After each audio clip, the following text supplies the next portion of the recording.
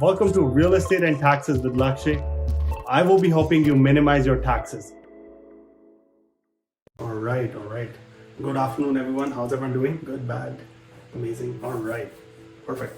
Thank you, everyone, for joining in. My name is Lakshay. Welcome to my weekly Tuesday session on real estate and taxes. And today's topic is vacant taxes. I think most of you guys are realtors. Most of you might have already heard about the underused housing tax or the vacant home tax. Today's topic of presentation is vacant home taxes in Toronto, because that is the only city that is, have fully gone ahead with implementing it and started to collect revenue. So what is vacant home tax? What are its goals? What are the filing deadlines? What is the what is the penalty to not file? We're going to be covering that in today's presentation. So first and foremost, what is the goal of vacant home tax? Well, the main goal is to bring the prices under control for real estate in Canada. Most of the time, there is investors that are sitting overseas that have purchased properties in Canada, and they have left it vacant and for more than 6 months. So this is to make sure that nobody leaves their home vacant in Toronto and basically has one of the either it's tenanted or they are themselves living there. That is the whole goal of this vacant home tax, to avoid or discourage people from leaving their homes vacant, because the housing supply has become to basically control the housing supply as well as get more and more people off the streets and into an affordable home. So to encourage owners to sell or rent the vacant homes is the primary goal of the vacant home tax. So what is the vacant tax? Well, it is technically 1% of your current home value. So if your home is valued at $1 million, you're going to be subject to $10,000 of vacant home tax if you leave your home empty for more than 6 months in the prior year. This 1% tax will be going to 3% in the following year.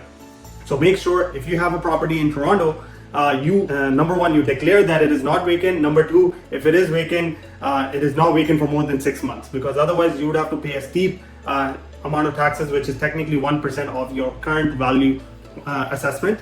And again, it's not pretty, right? Because $1 million, $10,000 out of pocket, it's significant. Even if you are currently living there, even if you are principally occupying this home, you still need to declare it as part of the occupancy status that you were living there. The deadline to report this was February 29th.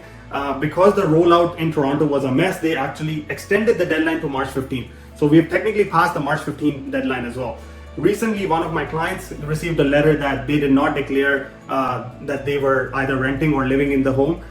They were actually doing Airbnb in that property, so they forgot to declare it. They got a letter with the penalty to file the declaration, or there'll be heavier penalties or interest on the outstanding if it is determined that it was actually in fact vacant. In this scenario, it was not vacant, it was an Airbnb property, but they are really going after the people who are not declaring. So make sure you get the paperwork in through your accountant to declare that.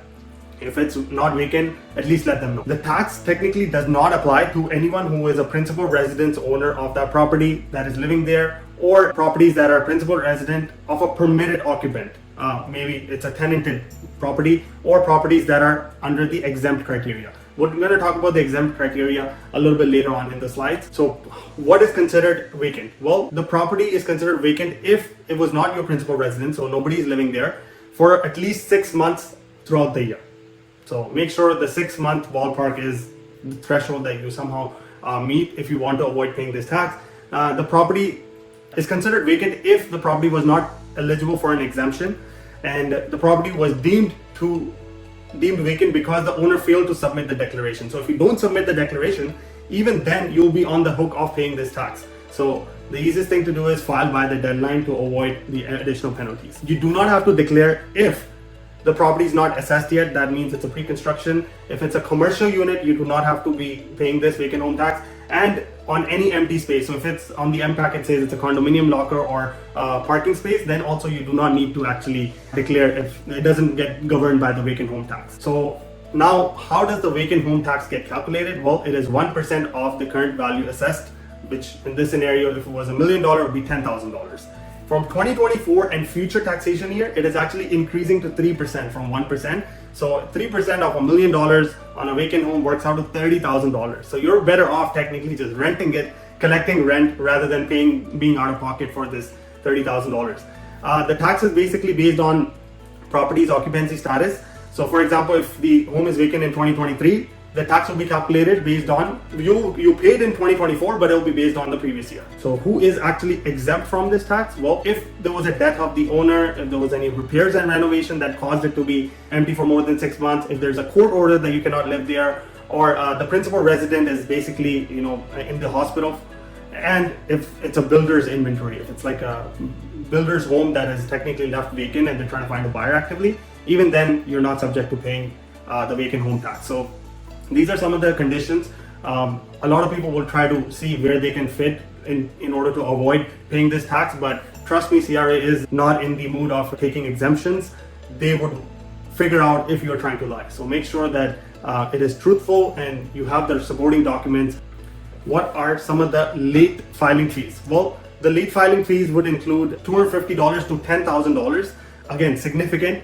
If there's no declaration submitted, that is also assumed that it's going to be vacant. So again, file it by the deadline of February 29, which was extended to March 15th, 2024. Whoever did not file, there's a fee of $21 that they must have received in the letter. This is like a soft reminder that you need to apply for this declaration of occupancy status. The interest, if let's assume you do not pay the vacant home tax of $10,000, right? First month is going to be $10,000 plus 1.25% interest. The following month, it will actually be 1.25 plus 1.25 for additional month, so 2.5%. Then every month that you do not pay it, it increases by 1.25%. So if it's 12 months, that means 12 times 1.25, roughly 15% interest on outstanding vacant home tax that you've not paid. So make sure it's a heavy penalty. It's not worth not reporting. So again, how do you pay it? It's the platform is similar to how you would be paying your property taxes. You have all three options available. You can pay through your bank, you can pay through a mail-in payment, or you can use the My Toronto Pay service. The 3 equal installments can be paid by May 15th, June 15th, and July 15th. I think the 15th of June was falling on a weekend, so they moved it to 17th. But reminder to these dates, make sure to pay it. Again, you cannot stress enough that a lot of people are getting the letter who have not declared, and now they have to write a letter to explain that why they're not subject to paying this because it wasn't vacant. So in conclusion, we've seen something happen in Toronto. What's happening in our region? Well, with the divorce of Mississauga and Brampton, so the Peel region is not going to do it until 2025. They're still seeing things, but Vaughan, Markham, and York region are in the talks, and they want to assess how the Toronto's vacant home tax really impacted the housing prices. So they're they're basically not implementing it until 2024, until they have better understanding of the numbers. As of October 2023, Toronto had collected $54 million in vacant home tax, which is projected to double by next year, which is $110 million. So again, significant amount of money, significant amount of taxes are being collected through this vacant home tax. So keep an eye out. Vancouver and BC also have something similar. Vancouver has 5%, 0.5% in BC has also technically 5.5% in 2023 compared to 3% in the previous year. So other provinces have also implemented it before Toronto, so they've already well ahead of the game in collecting this tax. There's one more thing that I wanted to conclude today with is underused housing tax. This is regulated federally, and it is 1% tax on the ownership of any vacant or underused housing in Canada. Not just Toronto, not just Markham, BC, but 1% all over Canada. Anyone who is a foreign national or a non-resident, they are all impacted by the underused housing tax. In the previous one, vacant home tax was implemented, and even citizens, PR, everyone is under the radar to pay this tax because it's left empty for more than 6 months, your own home. But for underused housing tax, you have an exemption. If you are a citizen, if you are a PR, you are not subject to pay this 1% underused housing tax. You would only be paying if you are non-resident or a foreign national. The deadline to pay the 1% underused housing tax is actually April 30th. So we have still some time to report on our taxes. So don't worry about that. With this, that wraps up today's presentation. Thank you once again for joining today. If you want to get in touch with me, you have my email address, support@accountingops.ca. For any taxation, anything related to bookkeeping, accounting, I am your guy. So feel free to reach out to me. Any recorded sessions, if you want to watch, you can watch it on my YouTube channel again, Real Estate and Taxes with Lakshay.